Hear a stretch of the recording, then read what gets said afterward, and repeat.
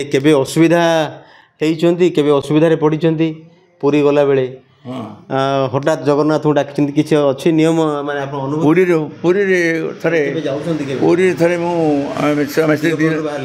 बाहरलु बाहर ऑटो बसी सब गलु हेले से दिन राति घटना गोटे घटला मो स्त्री जन सहित पलैगले तार स्वामी कड़े हजिगले देखा जाऊँ बोलिकी आपको डाकिला ये पलैला ता साथी पलैला पलैकरी मुझे मंदिर में अच्छी आउ तुम्हें ये आसो ये कौन करते गुंडीचा घर को पड़ी राति से 11 है मत कड़े गला चारिपटे खोजिली आउ सुनसान है मंदिर सुनसान है दांडू आती सर फोन भी नाला मोबाइल फोन किसी नाला चारिड़े बुल कड़े गला सी देखा जाऊनी मो स्त्री देखा जाऊनी कौन कर ना देखा आउ गुंडीचा जा गुंडीचा अच्छा आगे गुंडीचा देखी मत ये जगन्नाथ को डाक जगन्नाथ मत उद्धार कर कड़े गला कौन कला ये ता स्वामी हजिला मो स्त्री हजिला ता सहित पड़ी मो स्त्री हजिगला जगन्नाथ रक्षा कर बोलू जगन्नाथ उद्धार कले मत बोले से रास्ता से गुंडीचा घर जो मंदिर अच्छे आम राधाकृष्ण मंदिर से राधाकृष्ण मंदिर ये धरिक आती। नमस्कार मु रवींद्र आपण को के न्यूज ओडिशा लाइव पेज को स्वागत जनाऊँ। दर्शक बंधु पवित्र देवस्नान पूर्णिमा जाइछि एवं महाप्रभु अणसर घरे तेबे यार भितर अनेक भक्त अछंती जो माने कि जगन्नाथ को निकटरू पाइछंती एवं जगन्नाथंकर सानिध्य पाइछंती जगन्नाथ को नहीं सेमानकर कौन रही अनुभूति से संपर्क जानिबा आम सहित जोड़ी होती गंजाम जिला दिगपहंडी सहर अवसरप्राप्त प्रधान शिक्षक सुभाष चंद्र पाढ़ी आपण को के न्यूज ओडिशा को स्वागत। आम सहित पति पत्नी अछंती तांको सहित मन खोली कथा हवा जगन्नाथंकर अनुभूति जानिबा प्रथमे निरंजन निवासाय नित्याय परमात्मने बलभद्र सुभद्राभ्यां जगन्नाथाय ते नमः। जगन्नाथ को नहीं अनुभूति केमिति आपनकर अनुभूति जगन्नाथ को नहीं कि आपनकर अनुभूति कौन आज्ञा मोर स्टूडेंट लाइफ रू मो जगन्नाथ मंदिर को पूरी जाए प्रति वर्ष जगन्नाथ मंदिर को जीवी आउ से जगन्नाथ को देखिले मत एत भल लगे कह कौटी जीवन खाली जगन्नाथ मंदिर जीवी से मो पूरी रे प्राय 15 साल ठू गोटे घर गोटे नहीं भवानी ये नारायण वर्ष हाँ 15 वर्ष है गोटे घर नहीं रोची प्रति वर्ष 4 मास 5 मास पूरी रे रोची मु आउ मंगल आरती देखापी मत एत खुशी मु राति 3टा उठिकी से लाइन रे ठिया मंगल आरती देखापी दिगपहंडी पुरी एवं दिगपहंडी पुरी जीवा एवं प्रथम आपणकर अनुभूति केमिति जाइथिले पुरी केते खर्च होइथिला एवं केमिति पुरी जीवार अनुभूति मो स्टूडेंट लाइफ रू मुझे ब्रह्मपुर को दिगपहंडी 50 पैसा टिकटा मु 5 टंका धरी पुरी जीवार पुरी जाई पुरी दर्शन करी महाप्रभु दर्शन करी अबड़ा टे खाई आउ थे से दिन फेरी आसी 5 टंका मुझे पुरी 5 टंकार पुरी जाइए हाँ अन्य दिन जाकि पुरी दर्शन कर ठाकुर को जेबे प्रथमे जाइथिले पुरी सेते बेले कौन थिला अनुभूति जाकि जगन्नाथ को देखीदेले तीन ठाकुर को देखीदेले एवं प्रथम अनुभूति कौन थिला आपणकर मोर प्रथम अनुभूति मुझे दिन पहुँचली भगवान देखिए एत मुझे खुशी छोट पिलर खुशी गली रथ पर चढ़ी पड़ी रथ से मत 15 वर्ष 16 वर्ष खंड हम मु रथ पर चली रथ से रथ छाड़ुले से रथ जा भगवान को मुझे कुंडे धरची हाँ मत एत खुशी लगे जे कुंडे धरी पकई भगवान को रथ पर चढ़ी बर्तमान तो ये सब तो कटकणा सब है आज्ञा 15 वर्ष जाइए जगन्नाथ को कुंडे धरते आपन केते वर्ष जाइए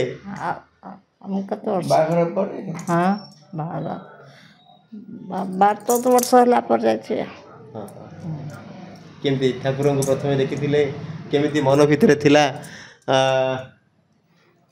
ठाकुर को प्रथम देखिले केमती लगिला भल लगे देखा को महाप्रभु देखा कौन खराब लगे कि जाए महाप्रभु दर्शन कर आसलु घर गोटे रखिले से रही 4 वर्ष 5 वर्ष रही 5 मास रही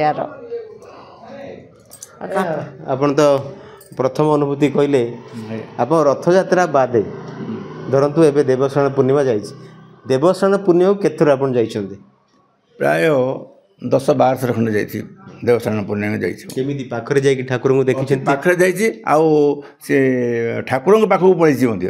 ସେ ଲାଇନ୍ ନେଇକିରି ସେ ପାଖକୁ ଯାଇଛି ମୁଁ। ତାଙ୍କର ଚରଣାମୃତ ମଧ୍ୟ ମୁଁ ପାଇଛି ମୁଁ ସେଠି ପାଖରେ ଯାଇକିରି। ପୂର୍ବରୁ ଯାଇଛନ୍ତି ପୁରୀ ଯାଇଛନ୍ତି, ଠାକୁରଙ୍କର ଏମିତି କିଛି ଗୋଟେ ମୁହୂର୍ତ୍ତ ଅଛି ଯେ କି ଆପଣ ଯିବା ପାଇଁ ଚାହିଁଛନ୍ତି କି ପହଞ୍ଚିଛନ୍ତି, ଠାକୁରଙ୍କୁ ଦେଖିବାରେ ବିଳମ୍ବ ହେଇଛି କି ଠାକୁର ଆପଣଙ୍କୁ ଶୀଘ୍ର ଦେଖା ଦେଇଛନ୍ତି? ଠାକୁରଙ୍କର କ'ଣ ଏମିତି ସାନ୍ନିଧ୍ୟ ପାଇଛନ୍ତି ଆପଣଙ୍କ ମନ ଭିତରେ ଏମିତି ଗୋଟେ ଅଭୁଲା ହେଇକି ରହିଯାଇଛି? ମୁଁ ପ୍ରତିବର୍ଷ ପ୍ରତିଦିନ ସେ ପୁରୀରେ ରହିଲେ ମଙ୍ଗଳବାର ଦେଖିବାକୁ ଯାଏ। ଯେଉଁଦିନ ଟିକେ ଡେରି ହେଇଯିବ ସେ ଆଜି ମଙ୍ଗଳବାର ଦେଖିପାରିବି ନା ନାହିଁ, ସେ ପୋଲିସ ବାଲା ଛାଡ଼ିବେ ନା ନାହିଁ, ଏ କଥା ଚିନ୍ତା କରି ଆସେ, ଦୌଡ଼ି ଆସେ। ଆସିଲା ପରେ ବହୁତ ଲୋକ ଜମା ହେଇଯାଇଥିବେ, ସେ ଲାଇନ୍ରେ ବହୁତ ଲୋକ ଯାଇଥିବେ, କେମିତି ଯିବି ବାଟ ଭାଙ୍ଗିକିରି ପୋଲିସ ରଡ଼ି କରୁଥିବ, ପୋଲିସ ଝିକୁଥିବ, ମୁଁ ଭିତରେ ପଶିଯିବି। ପଶି ଯାଇକିରି ସେଇଠୁ ଦୌଡ଼ି ଯିବି। ଆଉ ଥରେ ଆମର 7 ପାହାଚ ପାଖରେ ପୋଲିସ ଜଗିଥିବେ, ସିଏ ଛାଡ଼ିବେନି। ଆଉ ସେଥିପାଇଁ ଦୌଡ଼ି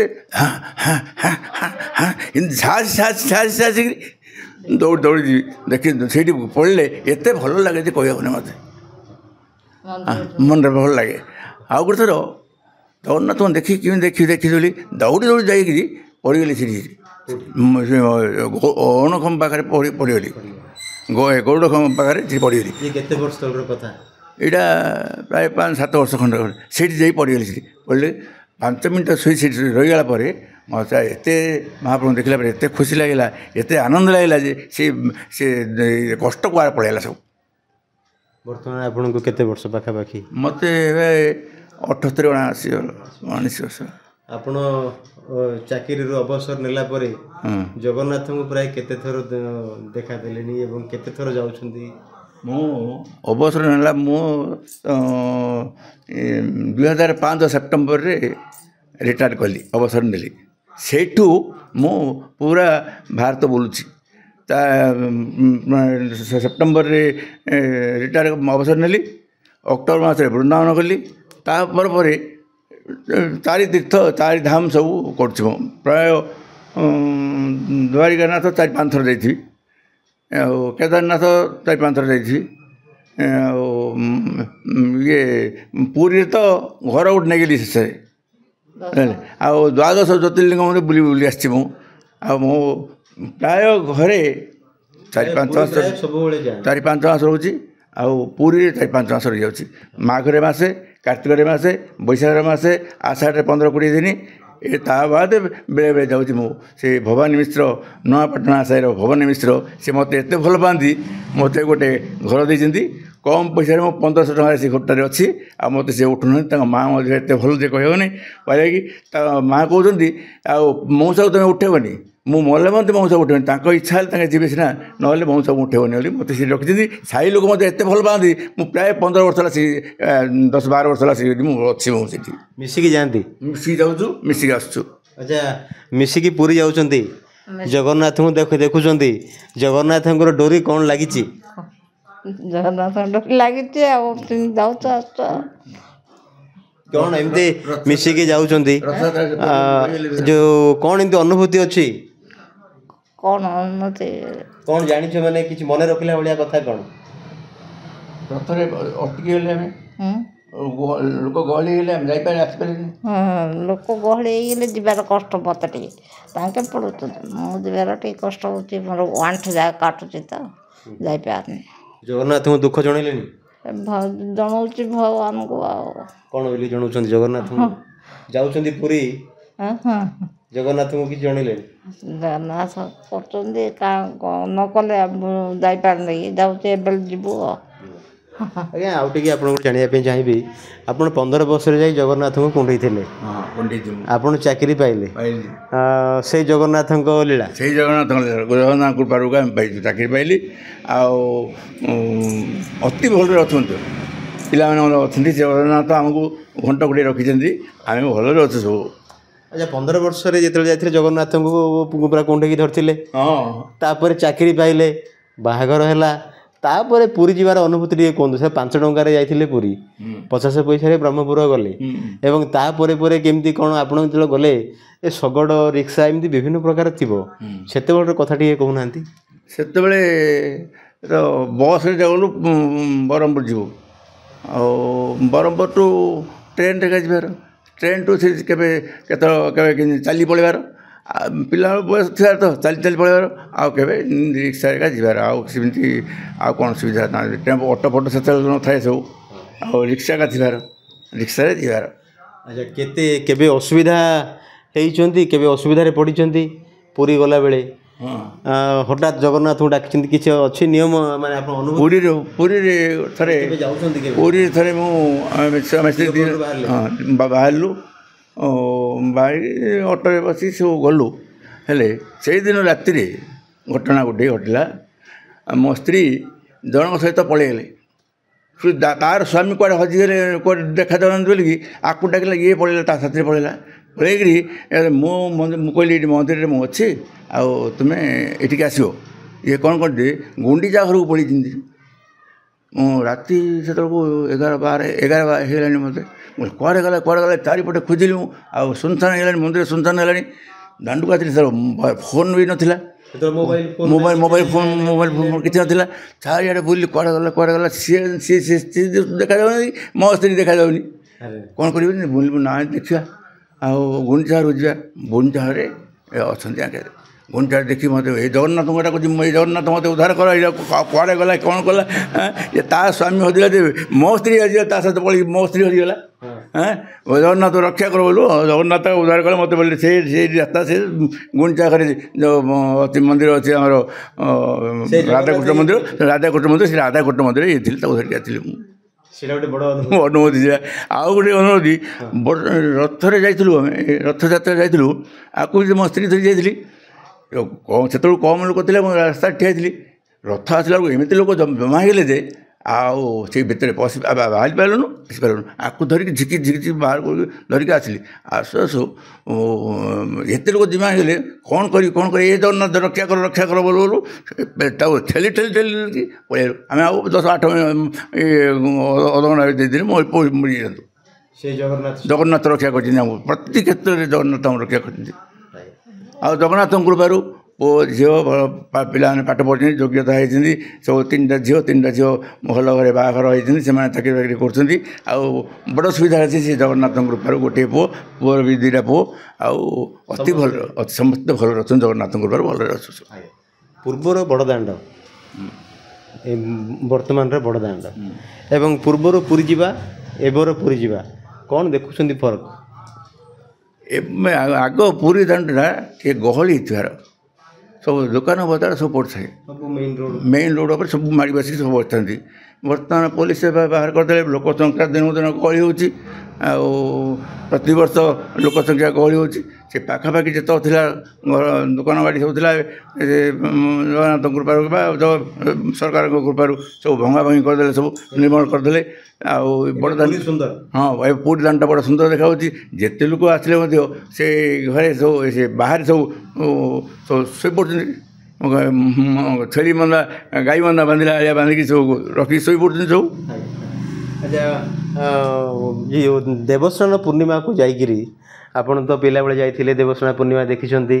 ଦେବସ୍ନାନ ପୂର୍ଣ୍ଣିମା ଅଣସର ଘରେ ଠାକୁର ଅଛନ୍ତି, ଏବଂ ଅଣସର ସମୟରେ ଆପଣ ପୁରୀ ଯାଇଛନ୍ତି, ଏବଂ ପୁରୀ ଯାଇକରି କ'ଣ ଅନୁଭବ କରିଛନ୍ତି ଟିକେ କୁହନ୍ତୁ? ପୁରୀ ଯାଇଛି, ଅଣସର ଘରେ ମହାପ୍ରଭୁଙ୍କୁ ତ ଦର୍ଶନ ହେବନି, ସେ ପଟ୍ଟଝିଅଙ୍କୁ ଦର୍ଶନ ହେବ। ପଟ୍ଟଝିଅ ଦର୍ଶନ କରିଛୁ। ତାପରେ ଅଲାରନାଥ ଯାଇଛୁ। ସେଇଠୁ ଜଗନ୍ନାଥ ଯିଏ ଅଲାରନାଥ, ସେ 15 ଦିନ ଅଣସର ରହିଲେ, ଭାରି ଗହଳି ହୁଏ। ସେ ଅଲାରନାଥ ଯାଇଛୁ, ଅଲାରନାଥ ଯାଇକି ବୁଲାବୁଲି କରି ସବୁ ଆସିଛୁ।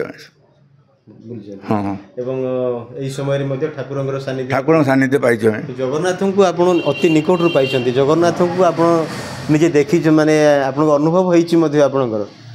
ଜଗନ୍ନାଥ ନିକଟରେ, ଜଗନ୍ନାଥ ଚାରିପଟେ ମୁଁ ବୁଲିଛି। ହଁ, ସେ ଭିତରୁ ଯାଇକି ଚାରିପଟେ ବୁଲିଛି, ଏବେ ଛାଡ଼ୁନାହାନ୍ତି। ଆଗ ସେ ଚାରିପଟେ ବୁଲିଛି, ମୁଁ ବୁଲିଛି। ଆଉ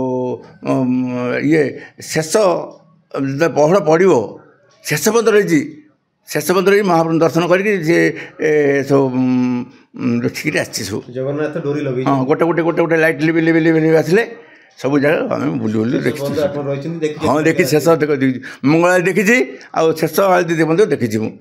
ମା ଆପଣ ଦେଖିଛନ୍ତି ସବୁ? ସବୁ ଦେଖି ମଙ୍ଗଳ ଆଳତି ଦେଖିଛି ଆମେ। ହଁ ଆଚ୍ଛା ପୁରୀ ଯାଇକିରି କେତେ ଆପଣ ଜଗନ୍ନାଥଙ୍କୁ କ'ଣ ଦୁଃଖ ଦେଇଛି ମାନେ ଜଣେଇଛନ୍ତି? ଦୁଃଖ ଜଣେଇଛନ୍ତି ଭଲ ଭଲ ରଖିଛନ୍ତି ଆଉ। ନିଶ୍ଚିତ ରୂପେ ଅତି ସୁନ୍ଦର ଅନୁଭୂତି ଏବଂ ଜଗତର ନାଥ ଶ୍ରୀ ଜଗନ୍ନାଥ ଏବଂ ସେ ଭକ୍ତର ଡାକ ଶୁଣନ୍ତି। ସେଥିପାଇଁ ତ କୁହାଯାଏ ଯେ ଭକ୍ତର ଡାକ ଶୁଣନ୍ତି ବୋଲି ତାଙ୍କୁ କୁହାଯାଏ ଜଗତର ନାଥ ଜଗନ୍ନାଥ। ଏବଂ ଜଗନ୍ନାଥଙ୍କୁ ନେଇ ଅନେକ ଅନୁଭୂତି ମଧ୍ୟ ରହିଛି ଅନେକଙ୍କର। କାହିଁକିନା ଯେତେବେଳେ 5 ଟଙ୍କାରେ ଯେତେବେଳେ ପୁରୀ ଯାଇ ପହଞ୍ଚିଛନ୍ତି ଏବଂ ପୁରୀରେ ଯାଇକି ଜଗନ୍ନାଥଙ୍କୁ ଦର୍ଶନ କରିଛନ୍ତି, ଜଗାଙ୍କୁ ମଧ୍ୟ ପାଇଛନ୍ତି, ଜଗନ୍ନାଥଙ୍କୁ ମଧ୍ୟ କୁଣ୍ଢେଇ ଧରିଛନ୍ତି। ଜଗନ୍ନାଥଙ୍କର ଯେଉଁ ରତ୍ନ ସିଂହାସନ ଅଛି ତା'ର ଚତୁଃପାର୍ଶ୍ୱ ମଧ୍ୟ ପରିଭ୍ରମଣ କରିଛନ୍ତି। ଅତି ସୌଭାଗ୍ୟର କଥା। ଆମେ ଆଶା କରିବୁ ଏହି କାହାଣୀ ଅନେକଙ୍କୁ ମଧ୍ୟ ଭଲ ଲାଗିବ। ରହୁଛି, ନମସ୍କାର।